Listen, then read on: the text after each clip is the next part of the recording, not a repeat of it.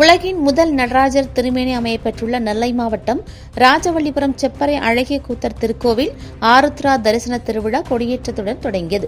முதல் நாள் விழாவில் திரளான பக்தர்கள் பங்கேற்று சுவாமி தரிசனம் செய்தனர். தாமிரபரணி நதிக்கரையில் நெல்லை மாவட்டம் ராஜவல்லிபுரம் அடுத்த செப்பறை பகுதியில் அமைந்துள்ள அழகிய கூத்தர் திருக்கோவில் மிகவும் பிரசித்தி பெற்ற கோவிலாகும். உலகின் முதல் நடராஜர் திருமேனி அமையப்பெற்றுள்ள பிரசித்தி பெற்ற தலத்தில் அக்கினி பகவான், வாமதேரிசி முழுதும் கண்ட ராமகோன் உள்ளிட்டோருக்கு நடராஜர் திருநடன காட்சி காட்டி அருளிய திருத்தலமாகும். இக்கோவிலில் நடைபெறும் ஆருத்ரா தரிசன திருவிழா மிகவும் பிரசித்தி பெற்ற விழாவாகும். இத்தகைய திருவிழா கொடியேற்றத்துடன் கோலாகலமாக தொடங்கியது. இவ்விழாவையொட்டி அதிகாலை கோவில் நடை திறக்கப்பட்டு கொடிப்பட்டத்திற்கு சிறப்பு பூஜைகளும் சிறப்பியாகவும் நடந்து கொண்டது.